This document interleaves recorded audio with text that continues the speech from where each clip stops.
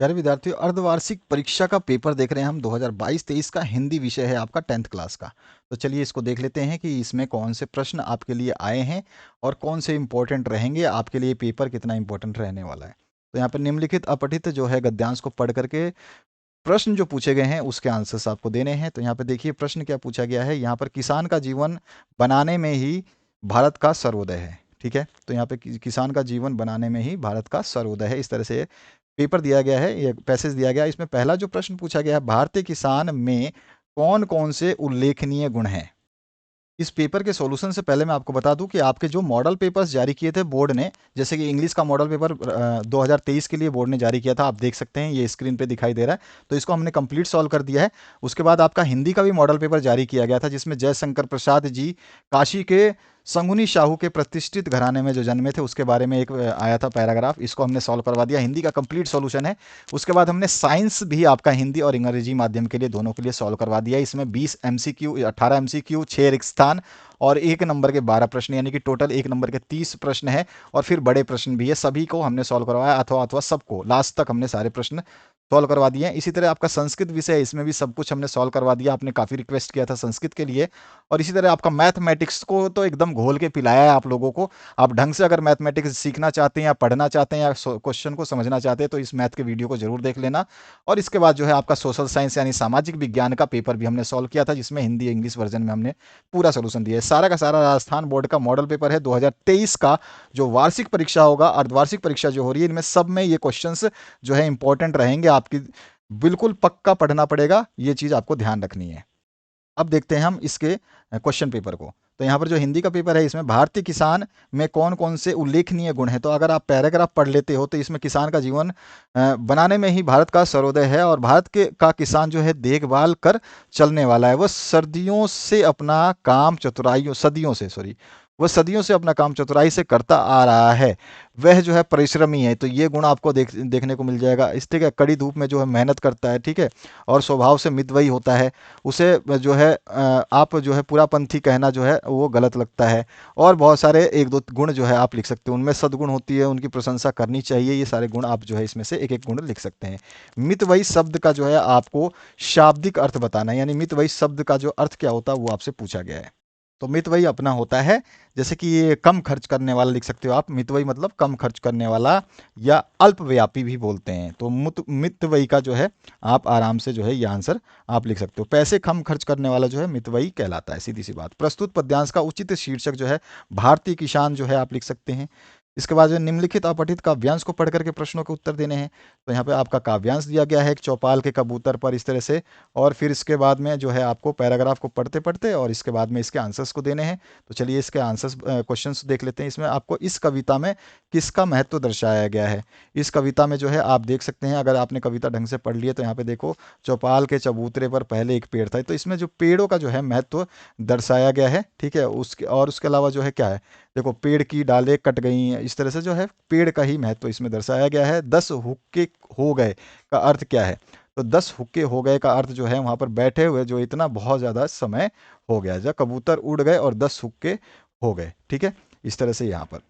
और इसके बाद जो है आपका नेक्स्ट जो पार्ट है, इसमें चौपाल के पेड़ की क्या उपयोगिता है, ये भी आपको इसी पैराग्राफ से देख के अपने हिसाब से लिख देना है। इसके बाद जो है निम्न पर एक निबंध लिखना है 300 शब्दों में, जिसमें आपका विद्यार्थी जीवन और खेल कूद, पर्यावरण प्रदूषण और कारण निवारण, जो मैंने आपको सुबह पेपर दिया था उसमें आपका बहुत सारे बच्चों ने कमेंट किया सर हमारे काफ़ी क्वेश्चन जो है मैच हो गए। तो आपको ध्यान से सारे पेपर्स पढ़ने हैं। मोबाइल फ़ोन दैनिक जीवन में, ये भी आपको 3 में से कोई भी एक पे करना है। और इनके जो यहाँ पर दिए गए प्रस्तावना लिखना है, खेल और स्वास्थ्य, अन्य लाभ, खेलकूद का महत्व, शिक्षा, खेलकूद, उपसंहार, इस सब चीज़ों को इंक्लूड जरूर करना जब भी आप निबंध लिखना। इसके बाद जो है स्वयं को राजकीय उच्च माध्यमिक विद्यालय सिरोही का विद्यार्थी प्रिया मानते हुए प्रधानाचार्य को पुस्तकालय की व्यवस्था सुधारने हेतु प्रार्थना पत्र लिखना है। और इसके अथवा पाठ में भी आपको दिया गया है, पढ़ाई हेतु छात्रावास में रह रहे अपने छोटे भाई को पत्र लिख करके कोरोना वायरस संक्रमण से बचाव हेतु विभिन्न उपायों की जानकारी आपको देनी है। पांचवा जो प्रश्न है, विद्यालय के वार्षिक उत्सव के अवसर पर विद्यार्थियों द्वारा निर्मित हस्तकला की वस्तुओं की प्रदर्शनी के प्रचार हेतु 25 से 50 शब्दों में विज्ञापन लिखिए। मॉडल पेपर में मैंने इसका क्वेश्चन सॉल्व करवाया है, मॉडल पेपर जरूर देख लेना। 2023 का मॉडल पेपर तो देखना ही देखना आप हिंदी का, और 2022 का अगर देख लेते हो तो सोने पे सुहागा हो जाएगा। 2023 का तो देखना ही है, 2022 का भी देख लेना, वो भी आपको जो है 2022 का भी आप जरूर देख लेना, 22 का और 23 का ये मॉडल पेपर जरूर देख लेना अगर आप अच्छा करना चाहते हैं तो।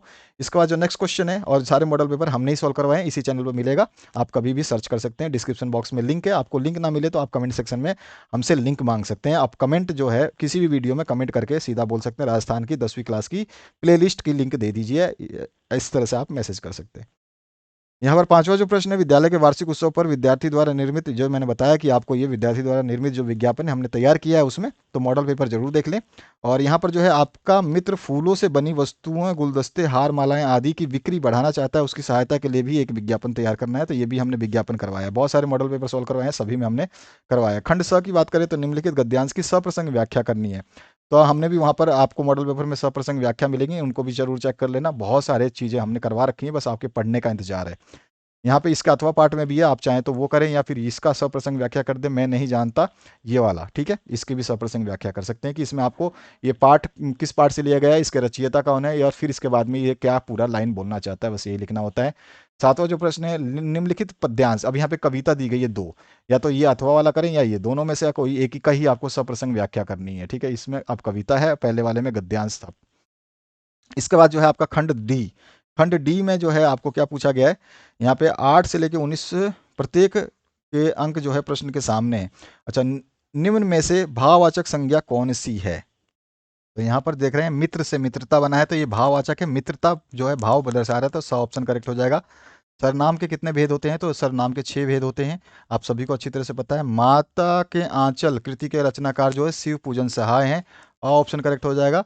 जॉर्ज पंचम की नाक कहानी का उद्देश्य जो है वो क्या है, औपनिवेशिक दौर की मानसिकता को चोट करना, विदेशी आकर्षक की भर्त्सना, वैश्विक पत्रिका का पर्दाफाश और उपयुक्त सभी, तो यहाँ पर जो है आपका उपयुक्त सभी जो है डी ऑप्शन इसमें सही हो जाएगा। नेक्स्ट जो क्वेश्चन है, हिंदी क्रियापदों का मूल रूप ही क्या कहलाता है, आपको सभी को अच्छी तरह से पता है कि मूल रूप जो है वो क्या कहलाती है, धातु कहलाता है, ठीक है। तो यहाँ पे क्या भरेंगे, धातु। इसके बाद जो नेक्स्ट क्वेश्चन है उसकी बात करते हैं, तो यहाँ पे क्या पूछा गया आपसे, उपसर्ग शब्द के आगे या पूर्व, आगे या फिर कह सकते हैं पूर्व, पूर्व जुड़ करके शब्द का अर्थ बदलते, दो वर्णों के परस्पर मेल से उत्पन्न विकार जो है संधि कहलाती है, ठीक है, संधि। और इसके बाद में चंद्रमुख में, चंद्रमुख शब्द में जो है कर्मधारय समास है, कर्मधारय समास है, ठीक है। तो इस तरह से ये आपका आंसर हुआ। अब आते हैं हम नेक्स्ट क्वेश्चन पे। नेक्स्ट जो क्वेश्चन है आपसे क्या पूछ रहा है वो देख लेते हैं। यहाँ पे आपसे पूछा गया है,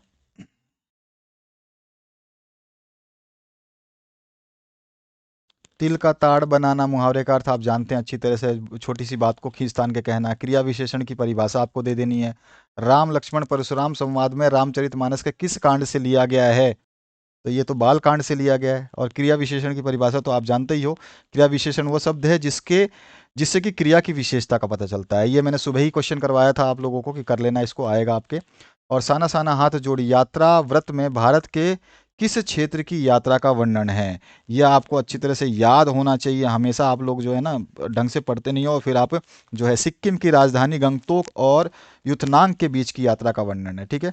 तो सिक्किम की राजधानी गंगटोक की यात्रा का वर्णन भी आप कह सकते हैं। और इसमें जो है प्रश्न आपको लिखना है, तो सीधा सीधा आप अच्छे तरीके से इसको करेंगे। इसके बाद जो नेक्स्ट क्वेश्चन है, इसमें कृष्ण के प्रति अपने अनन्य प्रेम को गोपियों ने किस प्रकार अभिव्यक्त किया है, आप अच्छी तरह से जानते हैं। कन्यादान कविता में एक माँ अपनी बेटी को क्या सीख दे रही है, संक्षेप में आपको लिख देना है। जयशंकर प्रसाद या राम वृक्ष वैनपुरी जीवन कृति, संक्षेप में आपको परिचय लिखना है। मॉडल पेपर में क्वेश्चन आ चुका है, मॉडल में हमने सॉल्व करवा दिया है इसको। और इसके बाद में बाल गोविंद भगत किस प्रकार के व्यक्तियों को अधिक स्नेह का पात्र मानते थे और क्यों।